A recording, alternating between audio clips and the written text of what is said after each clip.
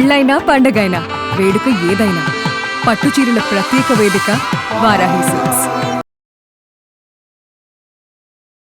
Suman TV ప్రేక్షకులకు నమస్కారం. ప్రస్తుతం మనతో పాటు ఉన్నారు సుప్రసిద్ధ జ్యోతిష్య వాస్తు పండితులు బ్రహ్మశ్రీ డాక్టర్ నాయకంటి మల్లికార్జున శర్మ గురుగారు. మరి శ్రీ పరాభవ నామ సంవత్సరం ద్వాదశ రాశుల వారికి ఏ విధంగా ఉండబోతుందో తెలియజేయడానికి గురుగారు సిద్ధంగా ఉన్నారు. తెలుసుకుందాం. గురుగారు నమస్కారం. గురుగారు, మరి పరాభవ పేరే కొంచెం డిఫరెంట్ గా ఉంది గురుగారు. అంటే భయం కలిగించేలా అనిపిస్తుంది నాకైతే, నా వరకు.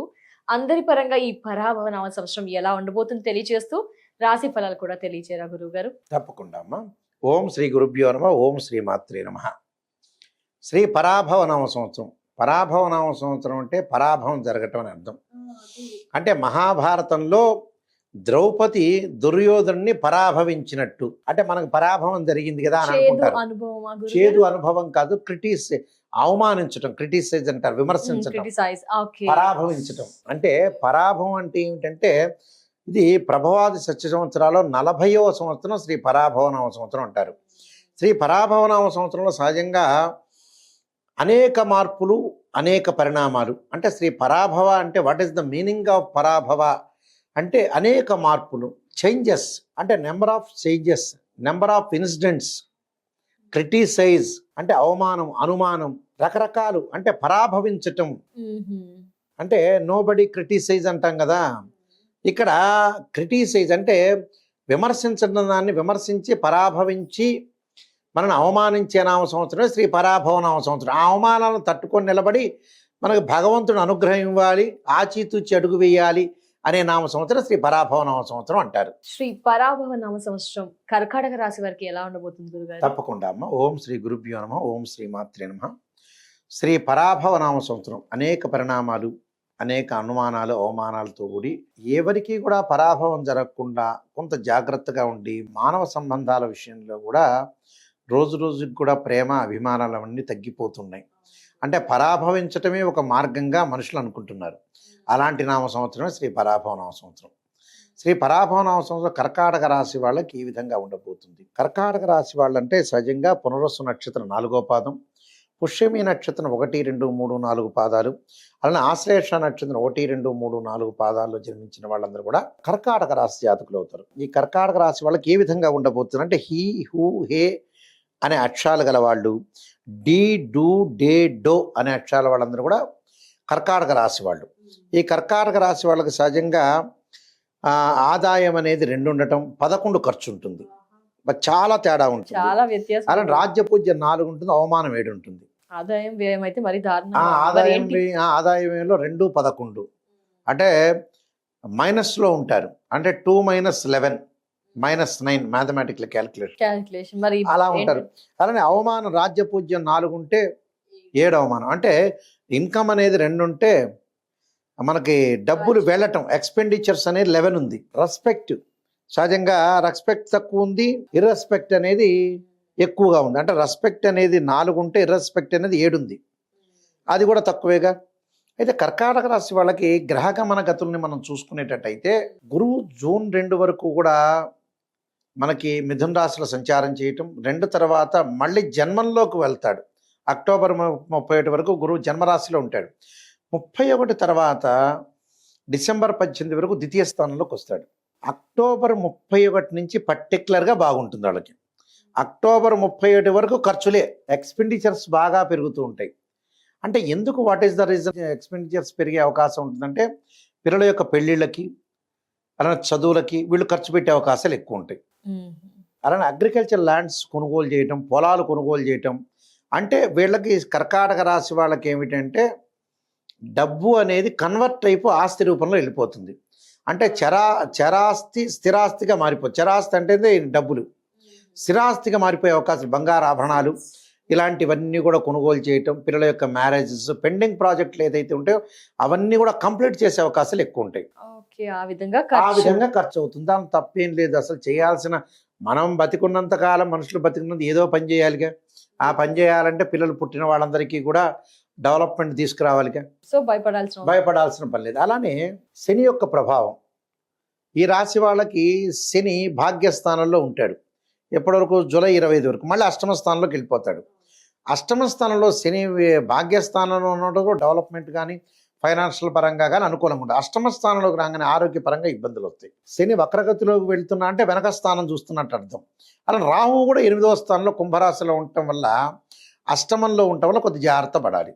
ఆరోగ్యపరంగా వివాదాలు, డబ్బులు చేతికి రాలేకపోవటం, డబ్బులు ఖర్చు కావటం, అధిక వ్యయం అనేది బాగా పెరుగుతుంటుంది. అంటే ఎక్స్పెండిచర్ అనేది ఎక్కువ పెరుగుతుంటుంది. ఓకే గురువు. అంటే రుణాలు చేసే అవకాశం ఎక్కువ వస్తుంది వీళ్ళకి. అంటే క్రెడిట్స్, అంటే ఎవరి దగ్గరనో మనం డబ్బులు తీసుకుంటాం కదా, ఏదో ఒక పని మీద, ఒక మ్యారేజ్ అనుకోవచ్చు, తర్వాత అబ్బాయి యొక్క ఎడ్యుకేషన్ అనుకోవచ్చు, రకరకాల ఖర్చులు ఎక్స్పెండిచర్స్ పెరుగుతుంటాయి కదా, క్రెడిట్స్ చేయాల్సిన అవసరం అనేది ఎక్కువ వస్తుంది. అలానే శుక్రగ్రహం వల్ల వివాహాది శుభ కార్యక్రమాలు, సుసంపన్నమైన కుటుంబం నుంచి అబ్బాయి కానీ అమ్మాయి కానీ వచ్చే అవకాశాలు బాగా ఎక్కువ ఉంటాయి. రవి వల్ల ఉద్యోగపరంగా అనుకూలంగా ఉంటుంది. బుధుడి వల్ల వ్యాపారరీత్యా అనుకూలంగా ఉంటుంది. అంటే మరి రాహు వల్ల ఎలాంటి ఫలితాలు జరగబోతున్నాయి మనం చూసుకునేటట్టయితే, రాహు వల్ల అష్టమ స్థానంలో ఉన్న డిసెంబర్ 7 వరకు, తర్వాత సప్తమ స్థానంలోకి వస్తాడు. డిసెంబర్ 7 తర్వాత సప్తమ స్థానం రావటం వల్ల ఏదో కుటుంబ పరంగా చికాకులు, అంటే బయట విషయాలన్నీ కూడా తీసుకొచ్చి ఇంట్లో గొడవలు పడతారు భార్యాభర్తలు. అంటే వీళ్ళిద్దరి మధ్యలో సంబంధ బాంధవ్యం బాగుంటుంది, రిలేషన్. బయట వాళ్ళు ఏదో అన్నారనే విషయంలో రిలేషన్లో డిస్ప్యూట్స్ వచ్చి రాకుండా చూసుకోవాలి, గొడవలు పడకుండా చూసుకోవాలి భార్యాభర్త. అన్యోన్య దాంపత్యం అనేది చాలా ఇంపార్టెంట్ ఇక్కడ. అలానే కేతు యొక్క ప్రభావం ఎలా ఉండబోతుంది, కుటుంబ పరంగా కలహాలు, తీర్థయాత్రలు వెళ్ళాలనుకుంటారు వెళ్ళలేకపోతారు, కోర్టు సమస్యల పరిష్కారం కావు, వాహన ప్రమాదాలు జరిగే అవకాశాలు ఎక్కువ ఉంటాయి, మిస్షాప్ యాక్సిడెంట్ జరిగే అవకాశాలు ఉంటాయి. అంటే వాహన విషయంలో కూడా కొంత జాగ్రత్తగా ఉండి ముందుకు వెళ్ళాలని అర్థం. మరికొన్ని విషయాలకు మనం ముందుగా వెళ్తే, ఈ విషయాల్లో ముఖ్యంగా శుభ అశుభ మిశ్రమాల్లో ఉండే అవకాశాలు ఎక్కువ ఉంటాయి. అందువల్ల అక్టోబర్ వరకు అన్ని విధాలుగా చికాకులు, తండ్రి యొక్క అనారోగ్యము, వృత్తి ఉద్యోగాల యందు కొంత అభివృద్ధి అనేది జరగాలి. నమ్మిన వారి వల్ల మోసపోయే అవకాశాలు, ఆరోగ్య విషయంలో కూడా శ్రద్ధ వహించాలి. అంటే ఆరోగ్య విషయంలో డాక్టర్ గారు 1500 బట్టి షుగర్ మందులు రాస్తే తీసుకోకపోవటం, సరే 60,000 పెట్టి శాంసనో లేకపోతే రకరకాల సెల్లులు తీసుకుంటుంటారు. అనవసరమైన ఖర్చులు. అక్టోబర్ నుండి జనవరి యొక్క మధ్యకాలంలో అన్ని విధాలుగా అనుకూలంగా ఉండటం, ధనలాభాలు కలగడం, ఉద్యోగులకు అధికారులకి ఇబ్బందులు కలిగే అవకాశాలు, ఇష్టం లేని ప్రదేశానికి ట్రాన్స్ఫర్ అయ్యే అవకాశాలు ఎక్కువ ఉంటాయి. ఆరోపణలు ఎదుర్కోకుండా చూసుకోవాలి, అవమానాలు జరగకుండా చూసుకోవాలి, లేదా అవమానాలకు అలవాటన్న పడాలి మనిషి. అంతేగా పుట్టినప్పటి నుంచి చనిపోయే వరకు ఎవడెవడ అవమానించకుండా ఉండడుగా. రియల్ ఎస్టేట్ రంగం వాళ్ళకు కూడా ఈ సంవత్సరంలో కొన్ని లాభాలు, కొన్ని లాభాలు మాత్రం ఉంటాయి, చెప్పుకోదినంత లాభాలు ఉండవు. కిరాణా కానీ, ఫ్యాన్సీ కానీ, వస్త్రాలు కానీ, పండ్లు కానీ, కూరగాయలు కానీ, మెడికల్ వాళ్ళకి కొద్దిగా మధ్య రకంగా ఉంటాయి. భాగస్వామ్యంతో గొడవలు జరగకుండా చూసుకోవాలి. అలానే డాక్టర్స్ కానీ, అర్చకులు కానీ, అలానే పురోహితులు కానీ, ఆస్ట్రాలజర్స్ కానీ, అడ్వకేట్స్, జడ్జెస్ కానీ, పబ్లిక్ ప్రాసిక్యూటర్స్ కానీ, వీళ్ళందరికీ కూడా వృత్తి యందు అభివృద్ధి లేక ఇబ్బందులు పడుతుంటారు. ఈ రాశి వాళ్ళకి కొన్ని సమయాలు ఆర్థిక పరంగా ఇబ్బందులు కలిగే అవకాశాలు ఉంటాయి. ఏ వ్యాపారులకైనా కూడా ఇది పెద్దగా అనుకూలమైన సమయం కాదు. ఎవరిని నమ్మటం మంచిది కాదు, నమ్మినట్టు మాత్రం నటించాలి. వ్యవసాయదారులకు అన్ని పంటలు కలిసి వచ్చినా గిట్టుబాటు ధర లేక ఇబ్బందులు పడే అవకాశాలు ఎక్కువ ఉంటాయి. రాజకీయ నాయకులు ఈ సంవత్సరం అంతా కత్తి మీద సాములాగా ఉంటారు. నమ్మిన పార్టీలో ఉండలేక ఇంకొక పార్టీలోకి చేరలేక సతమతం అయ్యే అవకాశాలు ఎక్కువ ఉంటాయి. విద్యార్థులు అధికంగా కష్టపడితే మాత్రం డెవలప్మెంట్ అయ్యే అవకాశాలు ఎక్కువ ఉంటాయి. ఎప్పుడు నెక్స్ట్ అకాడమిక్ ఇయర్ బాగుంటుంది, అక్టోబర్ 31 నుంచి బాగుంటుంది. దూరదేశ ప్రయాణాలు వాయిదా పడటం, వృత్తి ఉద్యోగాల యందు అభివృద్ధి కొంత కుంటుపడే అవకాశాలు ఎక్కువ ఉంటాయి. అలానే తక్కువ మాట్లాడటం అనేది చేయటం అనేది మంచిది. అంటే డెవలప్మెంట్ అవుతారు, ఇన్కమ్ అనేది గ్రోత్ అవుతుంది, కానీ ఎక్స్పెండిచర్స్ పెరుగుతుంటాయి. అలాంటి విషయాల్లో కొంచెం జాగ్రత్తగా ఉండాలి. ఉద్యోగ పరంగా ఇబ్బందులు లేకుండా చూసుకుని కొన్ని పరిహారాలు చేసుకుంటే సరిపోతుంది. మరి కర్కాటక రాశి వారు చాలా కొంచెం బాధగానే అనిపిస్తుంది. అవును, శుభ అశుభ మిశ్రమాలు. బాధ అంటే నిజాన్ని చెప్పటం అనేది చాలా ఇంపార్టెంట్. పొగడటం అనేది ఏముంది, పొగట్టం పక్కనోడైనా పొగుడతాడు. నిజాన్ని తెలుసుకుంటే మనం జాగ్రత్త పడే అవకాశాలు ఎక్కువగా ఉంటాయి. అంటే శుభ అశుభ మిశ్రమాలు అంటే రెండూ మిక్స్డ్ ఉన్నాయి. మంచి జరుగుతుంది, ఒకవైపు చెడ్డు జరుగుతుంది. కాబట్టి కొన్ని పరిహారాలు చేసుకుని ముందుకు వెళ్ళాలి. ఎలాంటి పరిహారాలు గురువు గారు? వాళ్ళు తప్పకుండా పరిహారాలు చేసుకోవాల్సింది ఏంటంటే, దత్తాత్రేయ స్వామి యొక్క కవచాన్ని చదవాలి, విష్ణు సహస్రనామ పారాయణం, స్త్రీలు లలితా సహస్రనామ పారాయణం చేయటం ఒకటి, అలా సోమవారం శివాలయ దర్శనాలు, శనివారం రోజున నవగ్రహ ప్రదర్శనాలు చేయాలి. ఆదిత్యాయ సోమాయ మంగళాయచ బుధాయచ గురు శుక్ర శనిభ్యచ్చ రాహవే కేతువే అనే మంత్రాన్ని చక్కగా చదువుకోవాలి. లైఫ్ను లీడ్ చేసుకొని ఎక్కడ మిస్టేక్ జరిగిందో అక్కడ సవరణ చేసుకొని ముందుకెళ్తే మంచి జరిగే అవకాశం ఉంది. కర్కాటక రాశి వారికి శ్రీ పరమేశ్వరుడి యొక్క కరుణాకటాక్షం ఉండాలని ఆశిస్తూ సర్వే జనా సుఖినో భవంతు. ధన్యవాదాలు గురువు గారు. నమస్కారం.